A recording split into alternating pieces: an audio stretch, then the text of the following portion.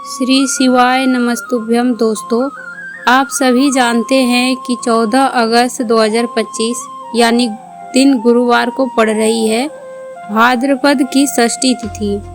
और दोस्तों, ये तिथि है जो भाद्रपद में पड़ने वाली सबसे बड़ी तिथि है, क्योंकि ये गुरुवार को पड़ रही है और इसका बहुत ही बड़ा और विशेष महत्व होता है। पूज्य गुरु जी ने कहा है, अगर कभी भी मौका लग जाए और भाद्रपद की महीने की षष्ठी तिथि गुरुवार को पड़ जाए तो आप लोगों को ये 7 चावल के दाने वाला उपाय तो अवश्य ही करना चाहिए। इन दोनों का संयोग बहुत ही कम आता है। और दोस्तों, पूज्य गुरु जी ने अपने शिव महापुराण की कथा में बताया है, इस दिन आपको 7 चावल वाला उपाय अवश्य ही कर लेना चाहिए, क्योंकि ऐसा दिन पूरे साल में केवल एक बार ही आता है। और दोस्तों, आप सभी लोग जानते हैं कि षष्ठी तिथि का अगर सबसे बड़ा कोई उपाय है तो वो है 7 चावल के दाने का उपाय। षष्ठी तिथि को किया जाने वाला ये उपाय, तो दोस्तों इस गुरुवार को इस 7 चावल वाले उपाय को अवश्य करना है। बहुत सारे लोग होंगे जिन्होंने इस उपाय को न किया हो, मतलब पूरा साल निकल गया हो और उन्होंने किसी भी दिन इस 7 चावल वाले उपाय को न किया हो। पर दोस्तों, आपके पास एक आखिरी मौका बचा हुआ है, जो कि 14 अगस्त 2025 के दिन है। और इस दिन आपको इस वाले उपाय को जरूर कर लेना है। भले ही आपने साल भर इस वाले उपाय को न किया हो, पर आपने इस भाद्रपद की षष्ठी तिथि के दिन अगर इस वाले उपाय को कर लिया तो आपको इस वाले उपाय को करने का वह फल मिलेगा जिसकी आपने कभी कल्पना भी नहीं करी होगी।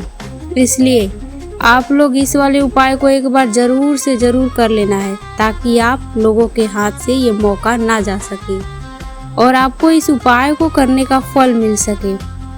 दोस्तों, ये उपाय पंडित जी ने अपने अभी की ही शिव महापुराण की कथा में बताया है, जिस उपाय को आज हम आपको अच्छे से बताने वाले हैं। इस वीडियो को देखने के बाद आपको इस उपाय को करने या समझने के लिए किसी और वीडियो को देखने की ज़रूरत नहीं पड़ेगी। तो दोस्तों, चलिए इस उपाय को इस भाद्रपद मास के षष्ठी तिथि के दिन ये इतना खास क्यों होता है और इतना महत्वपूर्ण क्यों होता है।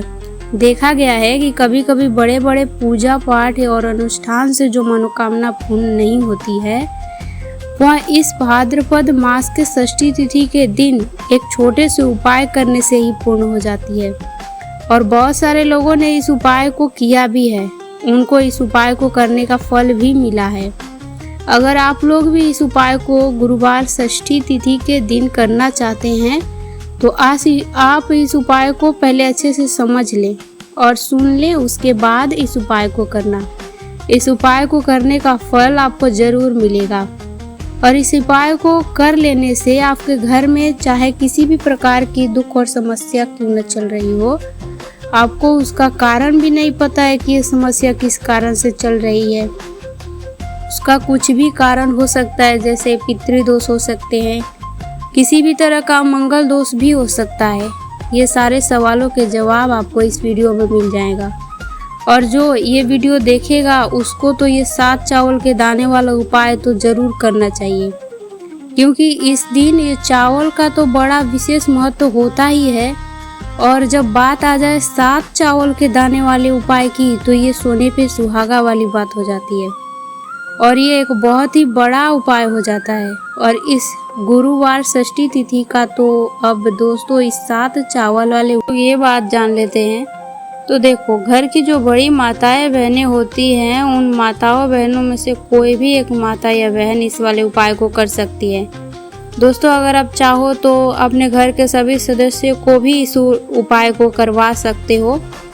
अगर किसी व्यक्ति की खुद की कोई मनोकामना है, कोई दुख है या परेशानी है जो कि वह अपने लिए ही करना चाहता है, तो इस वाले उपाय को वो खुद अपने लिए भी कर सकता है। अगर कोई घर में ऐसा है जो कि अपने पूरे घर परिवार की सुख शांति के लिए ये वाला उपाय करना चाहता है, तो वह भी कर सकता है, उसमें कोई भी दिक्कत वाली बात नहीं है।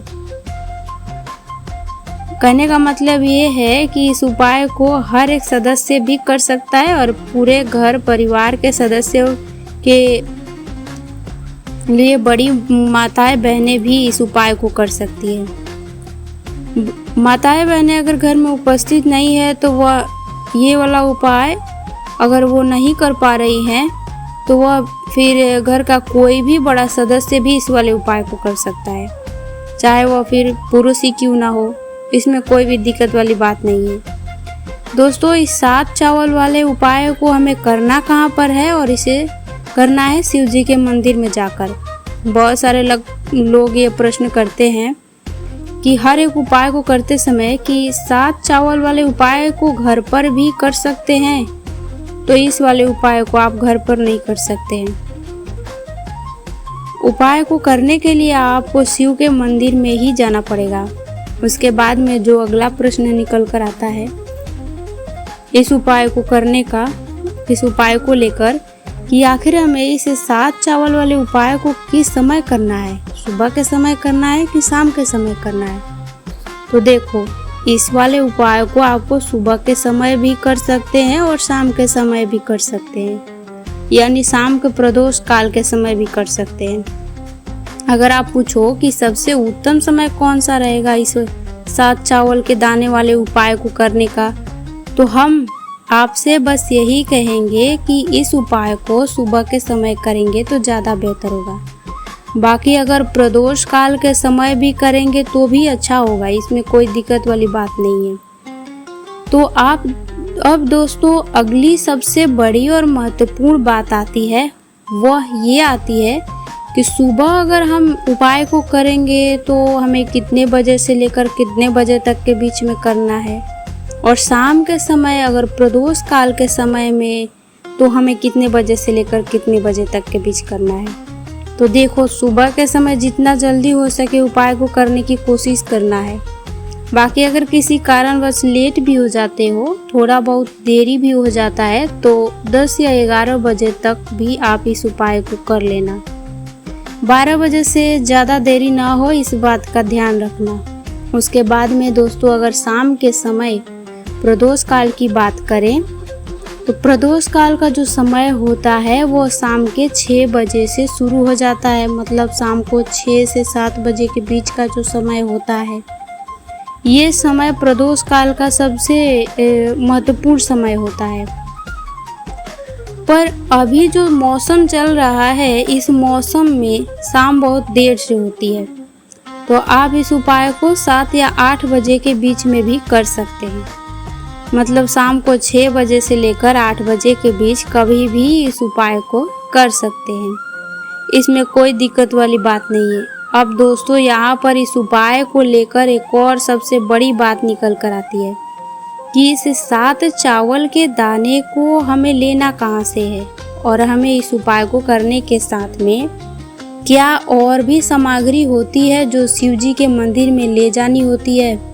तो देखो, यहाँ पर हम आपको बता दें, सबसे पहले आप लोग ये जान लें कि ये जो 7 चावल का उपाय है, सिर्फ और सिर्फ आप उपाय की सामग्री लेकर कभी भी शिव जी के मंदिर में मत जाना, क्योंकि हमें भगवान के सामने ये नहीं दिखाना है कि अगर हम भगवान शिव जी के मंदिर में आए हैं तो अपने फायदे के लिए आए हैं।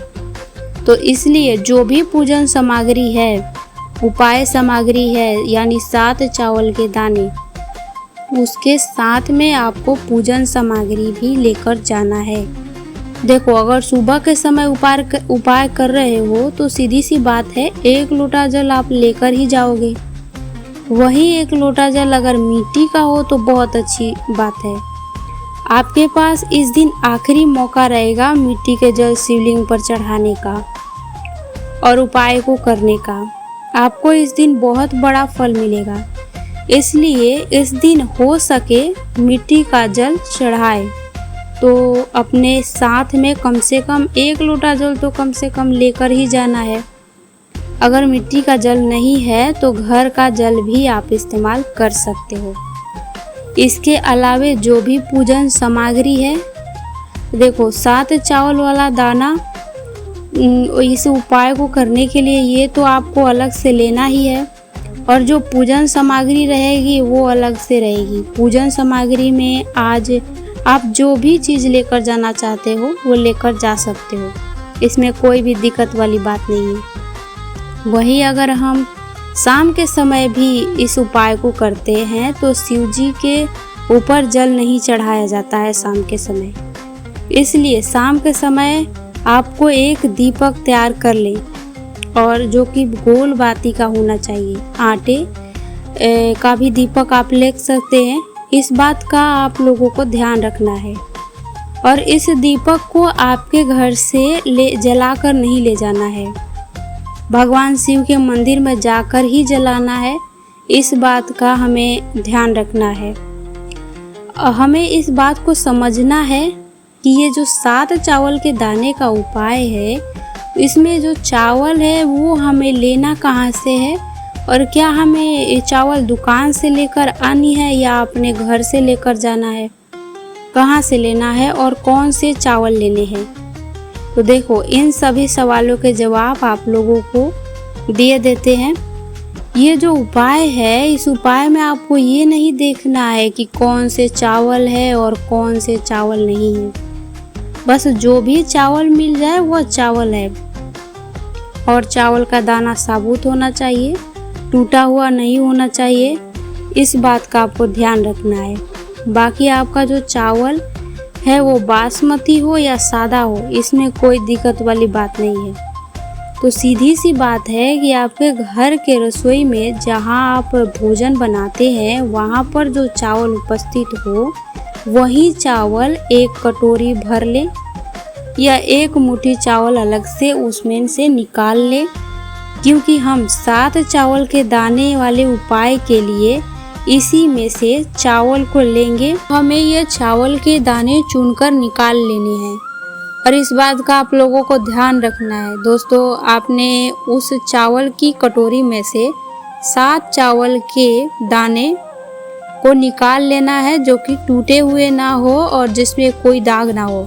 अच्छे साबुत चावल के दाने निकाल कर रख लेना है और उन्हें एक पीतल की छोटी कटोरी में रख लेनी है या किसी भी पात्र में रख लेना है, ताकि वह सुरक्षित रहे, आपका एक भी चावल के दाने इधर उधर ना हो और आपका उपाय भी पूरा अच्छे से हो जाए। तो जैसे ही आपके उपाय की जो सामग्री है 7 चावल के दाने तैयार हो जाए, उसके बाद में आपको अपनी जो पूजन सामग्री है, सुबह के समय कर रहे हो तो 1 लोटा जल या पूजन की सामग्री लेकर जाना चाहते हो तो उसकी भी तैयारी कर लेना।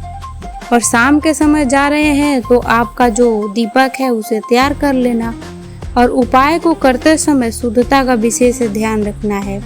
सुबह स्नान करके इस उपाय को आपको करना है, और उसके बाद अगर आपका समय की बात करें, शाम के समय की बात करें तो शाम के समय आपको स्नान करने की ज़रूरत नहीं है। बाकी आप शुद्धता का ध्यान रखना, क्योंकि स्नान तो नहीं करेंगे आप, हाथ मुंह धोकर इस उपाय को शाम के समय प्रदोष काल में कर सकते हैं, इसमें कोई दिक्कत वाली बात नहीं है।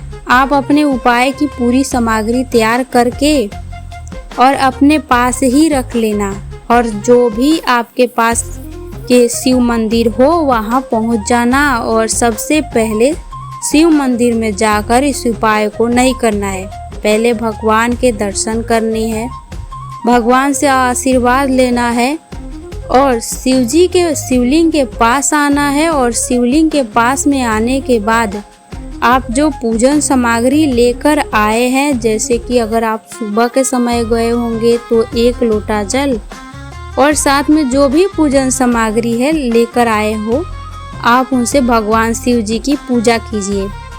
सबसे पहले जो 1 लोटा जल है वही चढ़ेगा, और उसके बाद में अपनी पूजन सामग्री चढ़ेगी। उसके बाद में अगर शाम के समय आए हो आप, तो शाम के समय की बात करें तो इस उपाय को अगर शाम में कर रहे हो तो आपके साथ में जो एक दीपक है गोल बाती वाला शुद्ध देसी घी का, जो आप अपने साथ में लेकर आए हो, उसे दीपक को मंदिर में जाकर अपनी ही माचिस से जलाना है और उस दीपक को शिवलिंग के पास में रखना है। दीपक को शिवलिंग के ज़्यादा पास नहीं रखना है, यानी सीधी सी बात है कि शिव जी पर आँच नहीं आनी चाहिए। जैसे ही आपकी ये पूजा अर्चना हो जाती है, आप भगवान शिव जी को प्रसन्न कर लेते हैं। उसके बाद में शिवलिंग के आसपास ही कहीं पर बैठ जाएं। सामने या आसपास जिस भी जगह आपको बैठना हो वहाँ पर बैठ जाइए और अपने 7 चावल के दाने अपने सामने निकाल कर रख लीजिए, क्योंकि आप यहाँ पर उपाय को करने की तैयारी करनी है। और इस तरीके से जब आप उपाय करेंगे, पूजन सामग्री करने के बाद, पूजा अर्चना करने के बाद आपको उपाय का फल बहुत जल्दी और बहुत बड़ा होकर मिलेगा। तो आपने 7 चावल के दाने अपने सामने निकाल कर रख लेना है। और ये जो उपाय है, क्या आपके ये जो उपाय है ये आपको दाहिने हाथ की हथेली से ही करना है, इसलिए इस बात का भी विशेष रूप से ध्यान रखना है। दाहिने हाथ की हथेली को धोकर ही आपको इस वाले उपाय को करना है। आपके सामने जो भी 7 चावल के दाने की कटोरी है उसको सामने रखें और अपने 7 चावल के दाने निकाल लो। उसके बाद में अब आपको क्या करना है कि शिवलिंग के आपके सामने होगी शिवलिंग, तो 7 चावल के दाने एक एक करके आपको शिव जी के शिवलिंग के ऊपर चढ़ाना है और कहीं पर भी नहीं चढ़ाना है, शिवलिंग के ऊपर चढ़ाना है। आपको अपने दाहिने हाथ की हथेली से शिवलिंग के ऊपर चढ़ाना है, भले ही वो अपने आप जलाधारी पर गिर जाए या कहीं पर भी गिर जाए, पर आप चढ़ाए शिवलिंग के ऊपर ही। तो आपको क्या करना है कि अब 7 चावल के दाने में से एक चावल का दाना उठाना है और मंत्र श्री शिवाय नमस्तुभ्यम बोलना है, शिवलिंग पर चढ़ा देना है। इसी तरह से दूसरा चावल का दाना भी इसी तरह से उठाना है और फिर तीसरा चावल का दाना भी उठाना है और मंत्र श्री शिवाय नमस्तुभ्यम बोलने के साथ ही चढ़ा देना है। इस प्रकार से आपके पूरे 7 चावल के दाने को श्री शिवाय नमस्तुभ्यम बोलने के साथ ही एक एक करके शिव जी के ऊपर चढ़ाना है और भगवान शिव से प्रार्थना करनी है। लेकिन ध्यान रहे, ये प्रार्थना आपको आखिर में ही करनी है, पर हर एक 7 चावल के दाने चढ़ाते समय श्री शिवाय नमस्तुभ्यम जरूर बोलना है। उसके साथ ही में ये 7 चावल के दाने आपको शिवलिंग के ऊपर चढ़ाने हैं। जो आखिरी 7वां चावल का दाना है वो शिवलिंग के ऊपर चढ़ाते समय, उसके बाद में जब आपको क्या करना है कि भगवान से अपनी जो भी मनोकामना है वो मनोकामना बोलनी है। अब ये मनोकामना कब बोलनी है? जब आपका 7 चावल का दाना, आखिरी जो दाना है वो बचा हुआ हो और उसको शिवलिंग के ऊपर चढ़ा रहे हो और भगवान शिव से फिर अपनी मनोकामना उस समय बोलना है। जिस मनोकामना के लिए आप लोग ये उपाय कर रहे हो, जिस दुख या परेशानी के लिए आप लोग अपना ये वाला उपाय कर रहे हो, उसके बाद में जैसे ही आप अपना ये वाला मनोकामना बोल लेना, आपका ये वाला उपाय पूरा हो जाता है। पर दोस्तों, उपाय को करने के बाद भगवान के सामने आपको मंत्र का 2 मिनट जाप जरूर करना है और मंत्र का जाप करने के बाद भगवान से एक और बार प्रार्थना करनी है अपनी मनोकामना के लिए या अपनी जो भी दुख या परेशानी हो। उसके बाद में आपको भगवान को देखकर और भगवान से प्रार्थना करके उनसे आशीर्वाद लें और लेकर वहाँ से उठ सकते हैं और अपने घर जा सकते हैं। बस दोस्तों, यहाँ से ये वाला उपाय पूरा हो जाता है। और इस तरीके से जो भी व्यक्ति छोटी छोटी चीज़ों का ध्यान रखते हुए बस इस 7 चावल के दाने वाले उपाय को निश्चित ही करता है, इससे आपकी मनोकामना जरूर पूरी होती है और जो भी दुख और परेशानी है जल्द ही दूर हो जाएगी। और दोस्तों, हमारी ये वीडियो आपको पसंद आई है तो हमारे इस वीडियो को एक लाइक कर दें और चैनल को सब्सक्राइब जरूर करें। हर हर महादेव, ओम नमः शिवाय।